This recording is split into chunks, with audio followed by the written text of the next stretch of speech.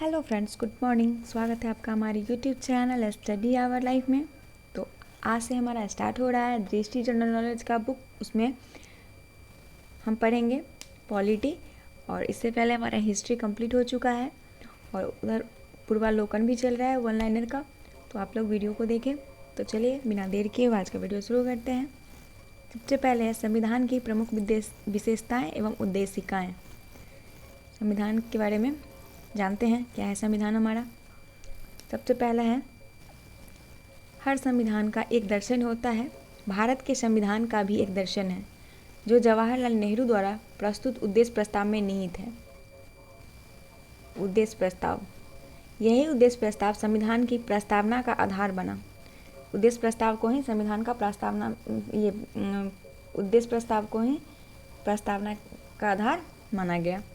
इसी ने संपूर्ण संविधान के दर्शन को मूर्त रूप प्रदान किया। उद्देशिका, जिसको प्रस्तावना कहते हैं, उद्देशिका को ही प्रस्तावना कहा जाता है, को संविधान की आत्मा भी कहा गया है। उद्देशिका या प्रस्तावना दोनों को संविधान की आत्मा कहा गया है। संविधान सभा के गठन का विचार सर्वप्रथम वामपंथी नेता M.N. राय द्वारा 1934 में रखा गया। सर्वप्रथम संविधान सभा का गठन का विचार किनके मन में आया था? तो वामपंथी नेता थे M.N. राय, उन्हीं के द्वारा। कब? 1934 में। उसके बाद है संविधान की उद्देशिका। उद्देशिका को संविधान सभा ने 22 जनवरी 1947 को स्वीकार किया था। उद्देशिका यानी प्रस्तावना को संविधान सभा कब स्वीकार किया? 22 जनवरी 1947 को, जिसे जवाहरलाल नेहरू ने 13 दिसंबर 1946 को उद्देश्य प्रस्ताव के रूप में संविधान सभा के समक्ष पेश किया। और संविधान सभा में जब पेश किया गया, अपनाया तो गया था इसको 22 जनवरी 1947 को, लेकिन इसको पेश किया गया था 13 दिसंबर 1946 को। कौन किए थे? तो जवाहरलाल नेहरू। अब हमारा है संविधान की प्रस्तावना, जो हर किसी को याद होना चाहिए, हर भारत के नागरिक को याद होना चाहिए। तो पढ़ते हैं प्रस्तावना या उद्देशिका। हम भारत के लोग भारत को एक संपूर्ण, प्रभुत्व संपन्न, समाजवादी, पंथनिरपेक्ष, लोकतंत्रात्मक गणराज्य बनाने के लिए, ये 5 शब्द आप लोग लिखिएगा। प्रभुत्व संपूर्ण, प्रभु संपन्न, समाजवादी, पथनिरपेक्ष, लोकतंत्रात्मक गणराज्य। यह क्वेश्चन पूछा जाता है कि इसमें से कौन संविधान की प्रस्तावना से संबंधित नहीं है, तो ये चीज़ आप याद कर लीजिएगा। गणराज्य बनाने के लिए तथा उसके समस्त नागरिकों को सामाजिक, आर्थिक, राजनीतिक, न्याय, विचार, अभिव्यक्ति, विश्वास, धर्म और उपासना की स्वतंत्रता, प्रतिष्ठा और अवसर की समता प्राप्त करने के लिए तथा उन सबों में व्यक्ति की गरिमा, राष्ट्र की एकता, अखंडता सुनिश्चित करने वाली बंधुता बढ़ाने के लिए दृढ़ संकल्प होकर अपनी इस संविधान सभा में आज तारीख 26 नवंबर 1949 ईस्वी को, इसका तिथि पढ़ते हैं, मिति माघ शीर्ष शुक्ल सप्तमी संवत 2006 विक्रमी संवत के अनुसार को एतद द्वारा इस संविधान को अंगीकृत, अधिनियमित और आत्मसमर्पित करते हैं। तो आप लोग इसमें से ये पॉइंट और ये वाली पॉइंट आप लोग याद रखेंगे। उसके बाद है प्रस्तावना परिवर्तनीय नहीं है। कहा गया है कि प्रस्तावना में कोई संशोधन नहीं किया जा सकता। पढ़ेंगे आगे। इसकी व्यवस्थाओं को लागू करवाने के लिए न्यायालय का सहारा नहीं लिया जा सकता और इसे न ही न्यायालय में पेश किया जा सकता। भारतीय संविधान सभा द्वारा 26 नवंबर 1949 ईस्वी को स्वीकृत, अंगीकृत और अधिनियमित हुआ था, जबकि 26 जनवरी 1950 से पूर्ण भारतीय संविधान लागू हुआ था। हमारा संविधान कब से लागू हुआ था? 26 जनवरी 1950 से। उसके बाद है संविधान को 26 जनवरी के दिन लागू करने का निर्णय भारतीय राष्ट्रीय कांग्रेस के द्वारा लाहौर अधिवेशन दिसंबर 1929 में की गई थी। ये आप लोग याद रख लेंगे कि संविधान को लागू करने का 26 जनवरी को लागू किया गया था और सबसे पहले इसे लाहौर अधिवेशन 1929 में लाने की घोषणा की गई थी और 26 जनवरी 1930 को पूर्ण स्वराज दिवस के रूप में मनाया जाने लगा।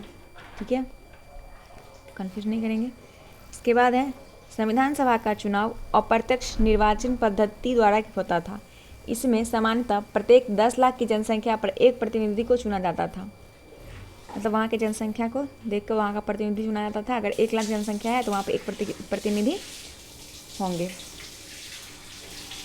पहले की तरह वहाँ वोटिंग नहीं होता था, उस टाइम वोटिंग नहीं होता था। संविधान सभा में कुल 389 सीटें, जो ब्रिटिश भारत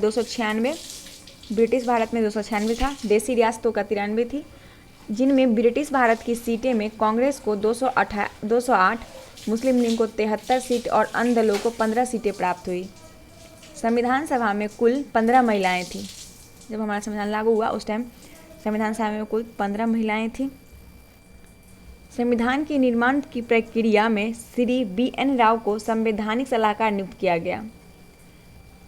संवैधानिक सलाहकार कौन बने थे? तो VN राव। विश्व के लगभग 60 महत्वपूर्ण देशों का संविधान अध्ययन किया गया। जब हमारा भारत का संविधान बन रहा था उस समय टोटल 60 देश का संविधान पढ़ा गया था। संविधान सभा की पहली बैठक 9 दिसंबर 1946 को हुई थी। संविधान सभा की पहली बैठक कब हुई थी? 9 दिसंबर 1946 को। संविधान के फाइल ड्राफ्ट को बनाने में 2 साल 11 माह 18 दिनों का समय लगा था। जब हमारा संविधान बनकर तैयार हुआ था कब? 2 साल 11 महीने और 18 दिन में। संविधान सभा में संविधान का प्रथम वाचन 4 से 9 नवंबर 1948 तक और द्वितीय वाचन 15 नवंबर से 1948 से 17 अक्टूबर 1949 तक और तृतीय वाचन 14 नवंबर से 16 नवंबर 1949 तक चला था। संविधान सभा के प्रतीक मुहर जिसको बोलते हैं तो हाथी था। SN मुखर्जी को संविधान सभा का मुख्य प्रारूप नियुक्त किया गया था। मुख्य प्रारूप संविधान सभा कौन बने थे? SN मुखर्जी। संविधान सभा के 7वें अधिवेशन में महात्मा गांधी को श्रद्धांजलि अर्पित की गई। भारतीय संविधान की मूल प्रतिमाओं को हीलियम में रखकर सुरक्षित रखा गया है।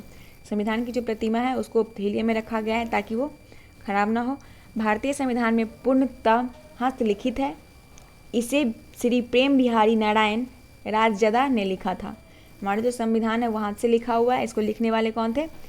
प्रेम बिहारी नारायण। संविधान के पृष्ठ हिंदी संस्करण को सजाने का कार्य शांति निकेतन के कलाकार नंदलाल बोस द्वारा किया गया था। संविधान सभा में कुल 395 अनुच्छेद, 22 भाग और 12 अनुसूचियां हैं। केशवानंद भारती करते हैं इसको कंप्लीट।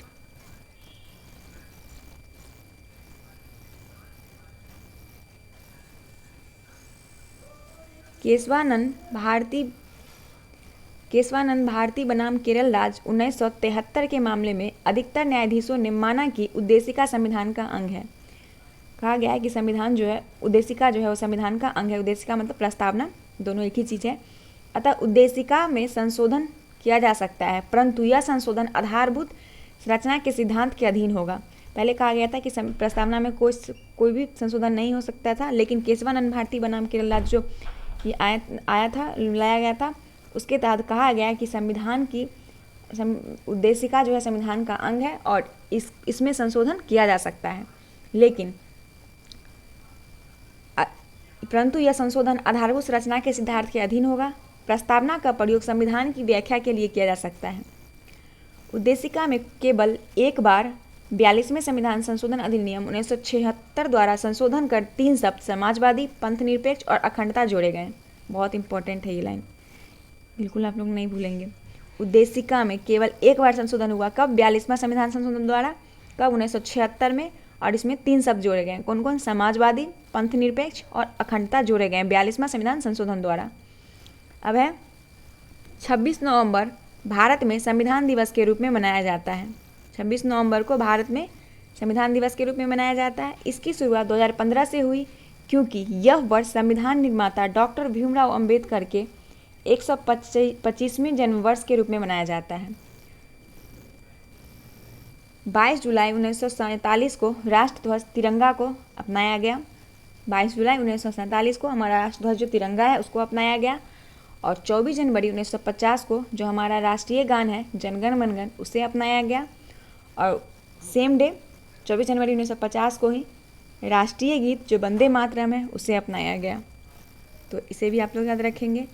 अगला है संविधान निर्माण से संबंधित और कार्य समितियाँ, बड़ी समितियाँ और उनके अध्यक्ष। जब संविधान निर्माण बन रहा था उस टाइम के कौन कौन अध्यक्ष थे पढ़ते हैं। संघ शक्ति समिति के अध्यक्ष जो थे वो जवाहरलाल नेहरू थे। संघीय संविधान समिति के अध्यक्ष जवाहरलाल नेहरू थे। संघ शक्ति और संघीय संविधान दोनों के अध्यक्ष कौन थे? जवाहरलाल नेहरू। प्रांतीय संविधान समिति के अध्यक्ष सरदार वल्लभ भाई पटेल। प्रारूप समिति के अध्यक्ष डॉक्टर भीमराव अंबेडकर, संविधान का प्रारूप तैयार किए थे डॉक्टर भीमराव अंबेडकर। मूल अधिकारों एवं अल्पसंख्यकों संबंधी परामर्श समिति के अध्यक्ष थे सरदार वल्लभ भाई पटेल। उसके बाद है मूल अधिकार उप समिति JB कृपलानी थे और अल्पसंख्यक उप समिति HC मुखर्जी थे। प्रक्रिया नियम समिति के अध्यक्ष डॉक्टर राजेंद्र प्रसाद। राज्यों के लिए समिति जिसको बोलते हैं राज्यों से समझौता संबंधित, तो उसके अध्यक्ष कौन थे? जवाहरलाल नेहरू। संचालन समिति के अध्यक्ष थे डॉक्टर राजेंद्र प्रसाद। अब कुछ छोटी समितियां थी उसको अध्ययन करते हैं। संविधान सभा के कार्य संबंधी समिति के अध्यक्ष थे GB मावलंकर। कार्य संचालन समिति के अध्यक्ष थे डॉक्टर KM मुंशी। सदन समिति के अध्यक्ष थे पट्टाभी सीतारमैया और राष्ट्र ध्वज संबंधी तथार्थ समिति के अध्यक्ष थे डॉक्टर राजेंद्र प्रसाद। इसके बाद है अमेरिकी संविधान विश्व का प्रथम लिखित संविधान है, जबकि भारतीय संविधान विश्व का सबसे बड़ा लिखित संविधान है। ठीक है, अमेरिका जो है सबसे पहला अमेरिका का विश्व का प्रथम लिखित संविधान अमेरिका का है, लेकिन सबसे बड़ा लिखित पूछा जाए तो वो विश्व में भारत का संविधान जो है सबसे बड़ा है। उसके बाद है प्रारूप समिति, इसको बोलते हैं ड्राफ्टिंग कमेटी, जो पढ़ते हैं। सॉरी थोड़ा सा नीचे आ गया। BR अम्बेडकर कहाँ चला गया? यहाँ है। BR अम्बेडकर की अध्यक्षता में गठित प्रारूप समिति संविधान सभा के सबसे विशिष्ट समितियों में शामिल थी। BR अम्बेडकर यानी भीमराव अम्बेडकर की अध्यक्षता में कौन सी समिति का गठन हुआ था? तो प्रारूप समिति का, और यह जो था सबसे विशिष्ट समिति था। इसका गठन 29 अगस्त 1947 को हुआ था। प्रारूप समिति का गठन कब हुआ था? तो 29 अगस्त 1947 को। इसमें कुल 7 सदस्य थे। इसकी प्रमुख जिम्मेदारी संविधान सभा का प्रारूप निर्धारित करना था। इस समिति का काम जो था वो संविधान सभा का प्रारूप को निर्धारित करना था। संविधान सभा में डॉक्टर अंबेडकर को निर्वाचन बंगाल प्रांत से हुआ। संविधान सभा जब डॉक्टर अंबेडकर को निर्वाचन मिला कहाँ से? बंगाल प्रांत से, लेकिन विभाजन के कारण वह क्षेत्र पूर्वी पाकिस्तान में चला गया। इसीलिए डॉक्टर अंबेडकर का पुनः निर्वाचन बॉम्बे से हुआ। प्रारूप समिति के अध्यक्ष सदस्य पढ़ते हैं। डॉक्टर BR अम्बेडकर अध्यक्ष थे। प्रारूप समिति के AN गोपाल स्वामी अयंगर थे। अल्लादी कृष्ण स्वामी अय्यर थे। डॉक्टर KM मुंशी थे। सैयद मोहम्मद सदुल्ला, N माधव राय ने BL मित्र की जगह ली, क्योंकि उन्होंने स्वास्थ्य कारणों से त्यागपत्र दे दिया था। उसके बाद TT कृष्णमाचारी 1948 में DP खेतान की मृत्यु के पश्चात आए थे। उसके बाद है भारतीय संविधान पर अन्य देशों के संविधान का प्रभाव। पढ़ते हैं इसको, मतलब कौन सा प्रावधान कहाँ से लिया गया है हमारे देश के संविधान में, कंप्लीट करते हैं। ये है हमारा पहला देश है ब्रिटेन। ब्रिटेन से लिया गया है संसदीय प्रणाली, संसदीय विशेषाधिकार, विधि का शासन, विधायी प्रक्रिया, एकल नागरिकता, चुनाव में सर्वाधिक मत का आधार पर जीत की प्रक्रिया, मंत्रिमंडल प्रणाली, परमाधिकार लेख और द्विसदनात्मक व्यवस्था। जो भी हम पढ़े वो सारा ब्रिटेन से लिया गया है। क्या क्या लिया गया है एक बार फिर से रिपीट कर देते हैं, क्योंकि ये बहुत इंपॉर्टेंट है, इसको आप लोगों को याद रखना पड़ेगा, तो रिपीट हो जाएगा, तो सुन के भी आप लोग याद कर सकते हैं। संसदीय शासन प्रणाली ब्रिटेन से लिया गया है। संसदीय विशेषाधिकार ब्रिटेन से लिया गया है। विधि का शासन ब्रिटेन से लिया गया है। विधायी प्रक्रिया ब्रिटेन से लिया गया है। एकल नागरिकता, चुनाव में सर्वाधिक मत के आधार पर जीत की प्रक्रिया, और मंत्रिमंडल प्रणाली, परमाधिकार लेख और द्विसदनात्मक व्यवस्था, ये सारा ब्रिटेन से लिया गया है। उसके बाद है संयुक्त राज्य अमेरिका से लिया गया है। मूल अधिकार, न्यायिक पुनर्लोकन, संविधान की सर्वोच्चता, राष्ट्रपति पर महाभियोग, उपराष्ट्रपति पद और उद्देशिका का विचार, ये सब अमेरिका से लिया गया है। कनाडा से लिया गया है एक सशक्त केंद्र के साथ अर्धसंघ सरकार का स्वरूप, अवशिष्ट शक्तियों केंद्र के पास शक्ति विभाजन संघ और राज्य में राज्यपाल की नियुक्ति, उच्चतम न्यायालय का परामर्श न्याय निर्णय सब कनाडा से लिया गया है और आयरलैंड से लिया गया है। राज्य के नीति निर्देशक तत्व बहुत इंपॉर्टेंट है, आयरलैंड से लिया गया है राज्य के नीति निर्देशक तत्व। राष्ट्रपति द्वारा राज्यसभा में साहित्य, कला, विज्ञान और समाज सेवा आदि के क्षेत्रों में ख्याति प्राप्त व्यक्तियों का मनोनयन। राष्ट्रपति के निर्वाचन संबंधी प्रक्रिया। उसके बाद है दक्षिण अफ्रीका, संविधान संशोधन की प्रक्रिया राज्यसभा सदस्यों का निर्वाचन प्रक्रिया है, सब लिया गया है। फ्रांस से लिया गया है स्वतंत्रता, समानता और बंधुत्व का आदर्श, गणतांत्रिक व्यवस्था, ये सब फ्रांस से लिया गया है। ऑस्ट्रेलिया से लिया गया है समवर्ती सूची का प्रावधान, संसद के दोनों सदनों की संयुक्त बैठक, व्यापार वाणिज्य की स्वतंत्रता, ये लिया गया है ऑस्ट्रेलिया से। उसके बाद जर्मनी से क्या लिया गया है पढ़ते हैं। जर्मनी का वाइमर संविधान, आपातकाल के दौरान मूल अधिकारों का निलंबन, आपातकाल जर्मनी से लिया गया है। और जापान से लिया गया है विधि द्वारा स्थापित प्रक्रिया। जापान और जर्मनी दोनों अलग अलग इंपॉर्टेंट है। जर्मनी से लिया गया है आपातकाल और जापान से लिया गया है विधि द्वारा स्थापित प्रक्रिया। पूर्व सोवियत संघ से लिया गया है मूल कर्तव्य, प्रस्तावना में सामाजिक, आर्थिक, राजनीतिक और न्याय का आदर्श। उसके बाद कहा गया है संविधान का अधिकांश भाग भारत शासन अधिनियम 1935 से अधिकृत है, जैसे न्यायपालिका, कैग, अध्यादेश, लोक सेवा आयोग, आपात प्रबंध, ये सब कहाँ से लिया गया है भारत शासन अधिनियम 1935 से। कुछ महत्वपूर्ण कथन है। संविधान सभा कांग्रेस थी और कांग्रेस भारत था, किसने कहा था? ग्रेनविल ऑस्टिन ने कहा था। संविधान की प्रस्तावना हमारे दीर्घकालिक सपनों का विचार है, इसे कहे थे सर अल्लादी कृष्णस्वामी अय्यर ने। प्रस्तावना हमारे संप्रभु लोकतांत्रिक गणराज्य का भविष्य फल है, के.एम. मुंशी का कथन था। सामाजिक और आर्थिक लोकतंत्र ही वास्तविक लक्ष्य एवं अंतिम उद्देश्य है, डॉक्टर भीमराव अंबेडकर का कथन है। प्रस्तावना भारतीय संविधान का परिचय पत्र है, इसको कहे थे N.A. पालकीवाला। स्वतंत्रता के पूर्व गठित आंतरिक मंत्रिमंडल, जब हमारा देश स्वतंत्र नहीं हुआ था उससे पहले का मंत्रिमंडल पढ़ते हैं। जवाहरलाल नेहरू संबंधित थे राष्ट्रमंडल संबंध और विदेशी मामले से। सरदार वल्लभ भाई पटेल थे गृह, सूचना एवं प्रसारण मंत्री। सरदार बलदेव सिंह थे रक्षा मंत्री। जॉन मथाई उद्योग एवं नागरिक आपूर्ति मंत्री। जगजीवन राम श्रम। C.H. भामा कार्य, खान एवं ऊर्जा मंत्री। डॉक्टर राजेंद्र प्रसाद खाद्य एवं कृषि मंत्री। आसफ अली रेलवे एवं परिवहन मंत्री। श्री राजगोपालाचारी शिक्षा एवं कला। I.I. चुंदरीगर वाणिज्य मंत्री। लिकायत अली खां वित्त मंत्री। अब्दुल रब निस्तार डाक ए वायु मंत्री। गजाफर अली खान स्वास्थ्य मंत्री और जोगेंद्र नाथ मंडल विधि मंत्री थे। उसके बाद है अंतरिम सरकार के सदस्य वायसराय की कार्यकारिणी परिषद के सदस्य थे। अंतरिम सरकार के सदस्य वायसराय के कार्यकारिणी परिषद के सदस्य थे और पंडित जवाहरलाल नेहरू परिषद के उपाध्यक्ष थे। उसके बाद है स्वतंत्र भारत का पहला मंत्रिमंडल। जब हमारा भारत 1947 में स्वतंत्र हो गया, उसके बाद जो मंत्रिमंडल बना वो ये बहुत इंपॉर्टेंट है। जवाहरलाल नेहरू प्रधानमंत्री, वैधानिक शोध, राष्ट्रमंडल संबंध तथा विदेशी मामले के मंत्री थे। प्रथम प्रधानमंत्री जवाहरलाल नेहरू ही थे। उसके बाद है सरदार वल्लभ भाई पटेल गृह, सूचना एवं प्रसारण मंत्री, राज्यों के मामले में थे। डॉक्टर राजेंद्र प्रसाद खाद्य एवं कृषि मंत्री थे। मौलाना अब्दुल कलाम आज़ाद शिक्षा मंत्री थे। जॉन मथाई रेलवे एवं परिवहन मंत्री थे।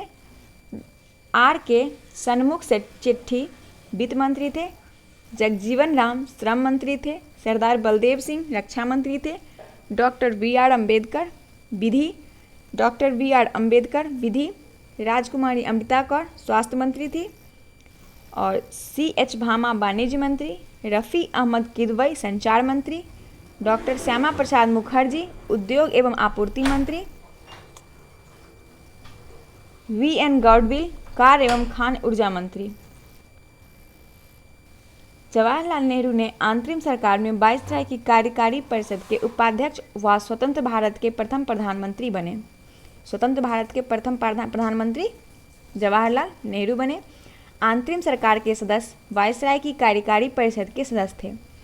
अंतरिम सरकार में वल्लभ भाई पटेल राज्यों के मामले में मंत्री थे। वल्लभ भाई पटेल राज्य के मंत्री थे।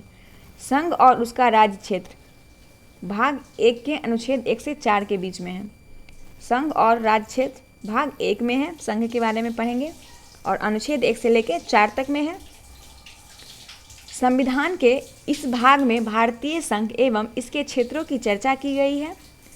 अनुच्छेद 1 के भाग 1 के अनुसार इंडिया अर्थात भारत राज्यों का संघ होगा। पहली अनुसूची में सभी राज्यों के नाम तथा भौगोलिक क्षेत्र दिए गए हैं। अनुच्छेद 3 के अधीन संसद को नए राज्य का निर्माण करने, वर्तमान राज्य के क्षेत्रों, सीमाओं या नाम में परिवर्तन करने की शक्ति है। अनुच्छेद 3 में है। नए राज्य का सीमा, उसका नाम परिवर्तन, ये सब अनुच्छेद 3 में है। उसके बाद है, इस परियोजना हेतु राष्ट्रपति की सिफारिश के बिना संसद के किसी भी सदन में कोई भी विधेयक पेश नहीं किया जा सकता। बिना राष्ट्रपति के परामर्श का कोई भी विधेयक पेश संसद में नहीं किया जा सकता। विधेयक राष्ट्रपति द्वारा संबंधित राज्य का विधानमंडल के पास उस पर राय व्यक्त करने के लिए भेजा जाना चाहिए, किंतु राज्य विधानमंडल की राय या मत राष्ट्रपति या संसद पर बाध्यकारी नहीं होते हैं। परामर्श तो देगा, लेकिन जरूरी नहीं है कि वो मान ही ले। अनुच्छेद 4 में दिया है कि इस अनुच्छेद के अनुसार नए राज्यों का प्रवेश या गठन, अनुच्छेद 4 में है नए राज्यों में प्रवेश या गठन। अनुच्छेद 2 नए राज्यों के निर्माण, सीमा क्षेत्रों और नामों के परिवर्तन। अनुच्छेद 3 में है संविधान के अनुच्छेद 368 के तहत संविधान संशोधन नहीं माना जाएगा। नोट में दिया है, कोई भी राज्य भारत से अलग होने के लिए स्वतंत्र नहीं है, अर्थात भारत विनाशी राज्यों का अविनाशी संघ है। बेरूवाड़ी संघ के मामले में सर्वोच्च न्यायालय ने विचार व्यक्त किया कि संविधान संशोधन के द्वारा ही कोई राज्य क्षेत्र किसी दूसरे राष्ट्र को सौंपा जा सकता है।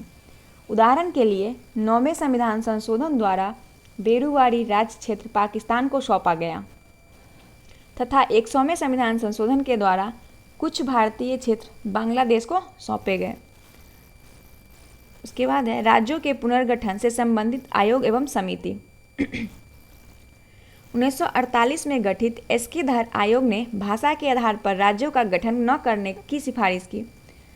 1948 में गठित जेबीपी समिति जवाहरलाल नेहरू, वल्लभ भाई पटेल और पट्टाभी सीतारमैया ने राज्यों के पुनर्गठन के आधार के रूप में भाषा को अस्वीकार किया। इसके विरोध में स्वतंत्रता सेनानी श्री पोट्टवी श्री राम मल्लू ने आमरण अनशन किया। इसके परिणाम स्वरूप 56 दिनों के बाद उनका निधन हो गया। इस घटना से मजबूर होकर सरकार को मद्रास से तेलुगु भाषी क्षेत्रों को पृथक कर आंध्र प्रदेश का निर्माण अक्टूबर 1953 में करना पड़ा। 1953 में 3 सदस्यीय राज्य पुनर्गठन आयोग का गठन फजल अली की अध्यक्षता में किया गया, जिसमें के.एम. पानीकर और हृदयनाथ कुजरू सदस्य थे। इसकी अनुशंसाओं के आधार पर 1 नवंबर 1956 को 14 राज्यों और 6 केंद्र शासित प्रदेशों का गठन किया गया। जब हमारा देश स्वतंत्र हुआ था उस समय टोटल 14 राज्य, 6 केंद्र शासित प्रदेश थे। और भाषाई आधार पर सबसे पहले अलग हुआ था तो आंध्र प्रदेश था। बॉम्बे पुनर्गठन अधिनियम 1960 के द्वारा द्विभाषी राज्य में बॉम्बे को महाराष्ट्र मराठी भाषी, गुजरात गुजराती भाषी में विभाजित किया गया। 10वें संविधान संशोधन अधिनियम 1961 के माध्यम से दादरा एवं नागर हवेली को संघ शासित क्षेत्र में परिवर्तित किया गया, जो कि 1954 में पुर्तगाली शासन से स्वतंत्र हो गया था। पहला केंद्र शासित प्रदेश कौन बना था? दादरा नागर हवेली। 10वें संविधान संशोधन 1961 में। 12वें संविधान संशोधन अधिनियम 1962 के द्वारा गोवा, दमन एवं दीव को संघ शासित क्षेत्र के रूप में स्थापित किया गया, जिन्हें पुलिस द्वीप को संघ शासित क्षेत्र के रूप में स्थापित किया, जिन्हें पुलिस कार्रवाई 1961 के द्वारा अधिकृत किया गया। फिर 1987 में गोवा को 25वां व पूर्ण राज्य बना दिया गया। 25वां राज्य कौन बना था? गोवा। 1954 में फ्रांस द्वारा हस्तांतरित पुडुचेरी का 1962 तक शासन अधिकृत क्षेत्र की तरह 14वें संविधान संशोधन द्वारा इसे केंद्र शासित प्रदेश बनाया गया। 1963 में नागा पहाड़ियों और असम के बाहर से त्वेनसांग क्षेत्रों को मिलाकर 16 राज्यों के रूप में नागालैंड का निर्माण हुआ। 16वां राज्य नागालैंड, 15वां गोवा। और पहला आंध्र प्रदेश था। 1966 में पंजाब को विभाजित कर हरियाणा 17वां व केंद्र शासित प्रदेश चंडीगढ़ का निर्माण किया गया और 1971 में पहाड़ी क्षेत्र हिमाचल प्रदेश में 18वां को केंद्र शासित से पूर्ण राज्य का दर्जा दिया गया। 1966 में चंडीगढ़, पंजाब और हिमाचल प्रदेश 1971 में राज्य के रूप में उभरा। बाद 1972 में 2 केंद्र शासित प्रदेश मणिपुर 19वां और त्रिपुरा 20वां, उपराज्य मेघालय 21वां और राज्य का दर्जा दिया गया। 35वें संविधान संशोधन 1974 के द्वारा सिक्किम को यह सह राज्य का दर्जा दिया गया और वहां की जनता द्वारा चोक्याल का शासन समाप्त करने के पश्चात जनमत की इच्छा अनुरूप भारत ने 36वें संविधान संशोधन 1975 के द्वारा सिक्किम को 22वां को भारत का पूर्ण राज्य बना दिया गया। वह सिक्किम के प्रशासन के लिए अनुच्छेद 371 के 4 में विशेष प्रावधानों की व्यवस्था की गई है। वर्ष 2000 में छत्तीसगढ़ 1987 में मिजोरम 23वां राज्य बना, अरुणाचल प्रदेश 24वां राज्य बना और वर्ष 2000 में छत्तीसगढ़ 26वां राज्य, उत्तराखंड 27वां राज्य और झारखंड 28वां राज्य का निर्माण किया गया और 84वां संविधान संशोधन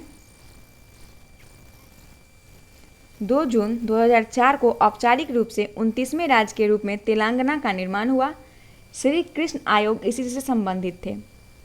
जम्मू कश्मीर पुनर्गठन अधिनियम 2019 के द्वारा जम्मू कश्मीर राज्य को 2 केंद्र शासित प्रदेशों जम्मू और कश्मीर तथा लद्दाख में पुनर्गठित किया गया।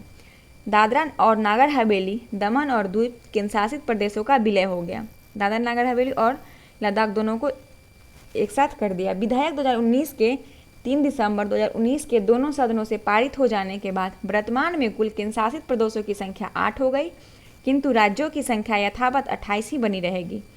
उल्लेखनीय यह है कि अधिनियम 26 जनवरी 2020 से प्रभावी होगा, यानी कि अब हो चुका है। टोटल अभी कितने राज्य हैं? 8 राज्य और 8 केंद्र शासित प्रदेश और 28 राज्य हैं।